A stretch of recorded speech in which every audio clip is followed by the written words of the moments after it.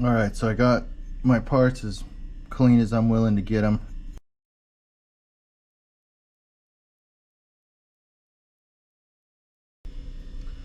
What's up, RC people? Welcome to the RC channel. I'm the RC guy.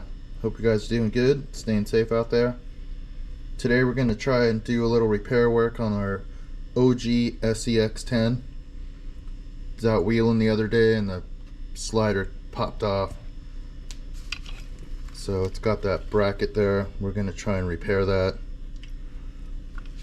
I'm going to do a little braze work on it. I'm going to use these I got at Home Depot.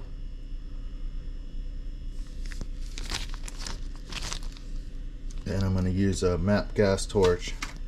So first I'm going to take this plate off. Take these two screws out. Take this plate off. And then we're going to clean up all our surfaces here.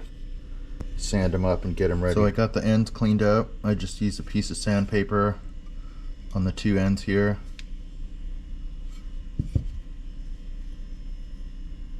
And then I just used a round file to clean up these two holes. Right there and right there. So here's what I'm going to use. I got both of these at Home Depot. I got the brazing rod.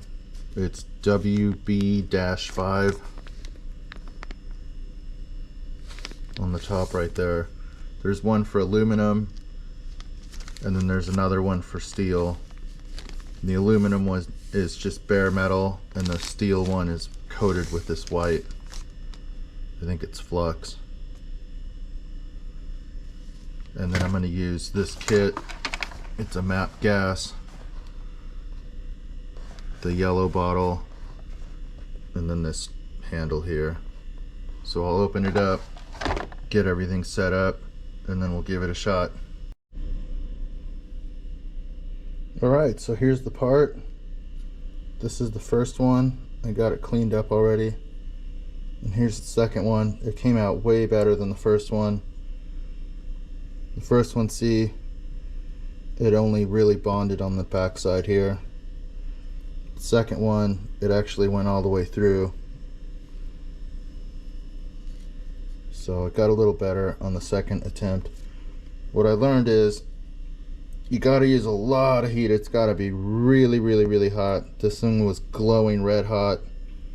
The first one I did, I was only putting the heat down on an angle like this on the top of it.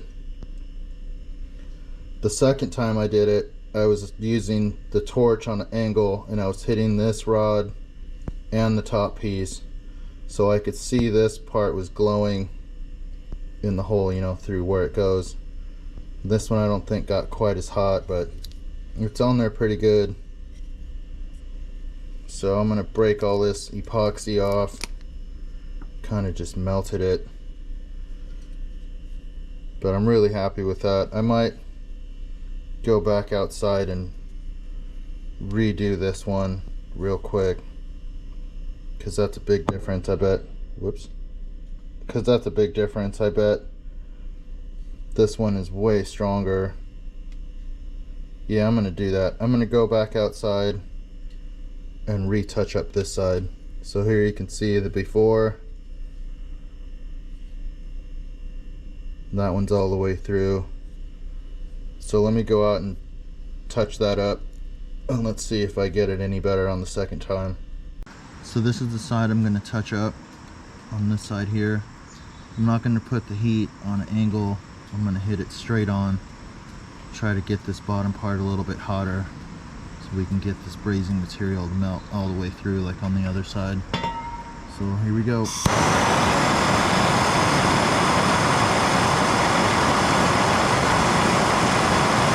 One thing I noticed also is you don't want to get right up on it. You want to stay about 1.5 inches away from your work surface.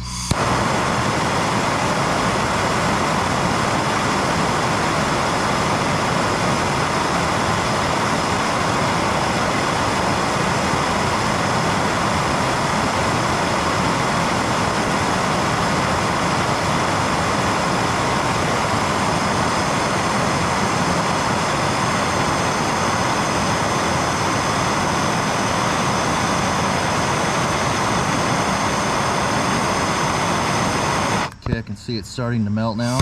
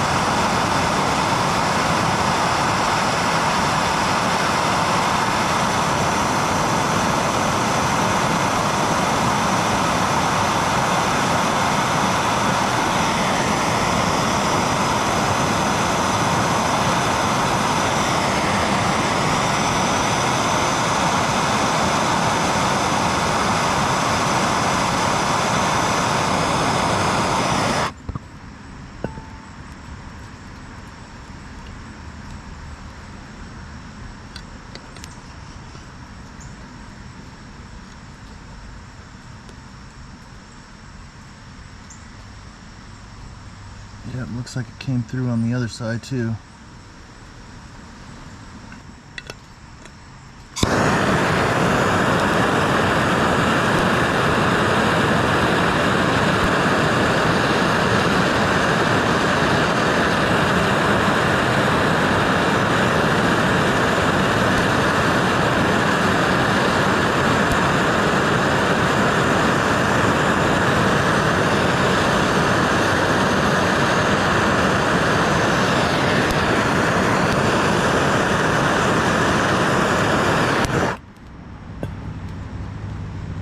Oh yeah, we're super strong now.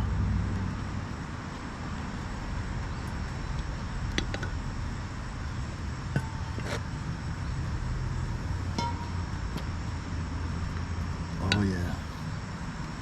That looks much, much better. So I'm gonna cool this down, bring it back down to the workshop, and take a look at what we got. Alright, we're back down in the F-Bomb studio. You can see both sides look really good.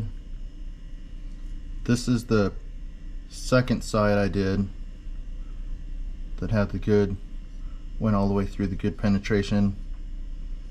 And then this is the first side I did that didn't go through all the way on the first try, but on the second one, you can see it flowed all around. This one actually looks better than this side now, but that's plenty. As long as you got some coming through, it's not going to go anywhere. So what I learned is you need a lot of heat. Don't even put the brazing rod on whatever you're fusing together unless it's glowing red hot. It's got to be super hot. And then once you got both sides really hot, then you put the brazing rod on and you'll get a good bond. Never done it before. It was my first try. I think I did alright. Sure, it could be better. Probably gonna be someone telling me what I did wrong, but it looks alright. Give it a little cleanup on the belt sander, and I'm gonna spray paint it, take all this old crap off, and put my slider back on. It goes on like that. So pretty good. If you can solder, you can definitely do this. It's not hard. You just need to get it really hot first. Put it on there and it just melts all throughout. Don't really have to do much but get it hot. So that's it. I'll get it all cleaned up, painted up, get this glued back on, and then I'll show you what it looks like back on the rig. Alright, so I got my parts as clean as I'm willing to get them. Got all the dust off, all the burnt stuff. So I'm gonna go outside and give it the old rattle can makeover. I'm just gonna hit this area. I'm not gonna touch this part. It's basically the back half of the standoffs and the mount. So I like it bare metal like that.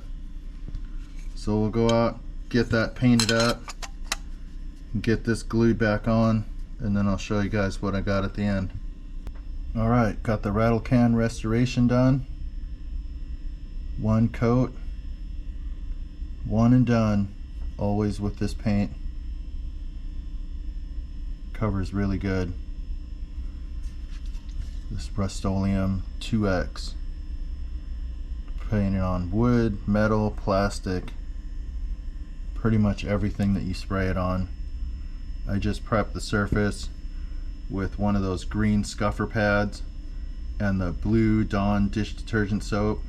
Give it a good wash with that, and whatever you spray this on will stick. I'm not sponsored or anything, I just really like this product. I paint pretty much every little project I use with this stuff. The Reaper I painted with this. It's really good stuff.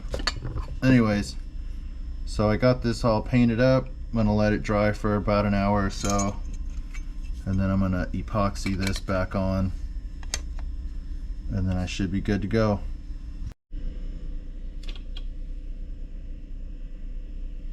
Alright, so there it is, it's back on. Paint it back up.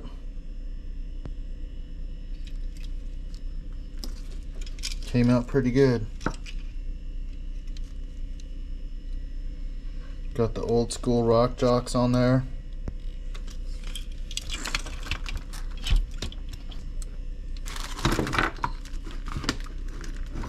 There's the back one.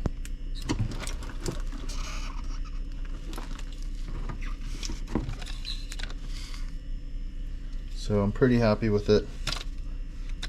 Can hold it.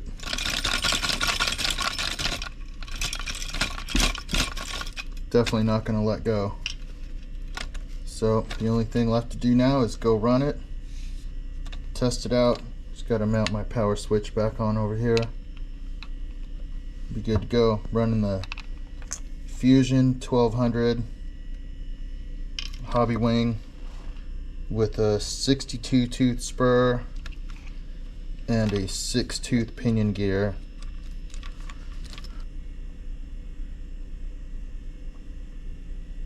You can see that 6 tooth. Pretty sweet little setup. Only thing left to do now, go run it, test it out.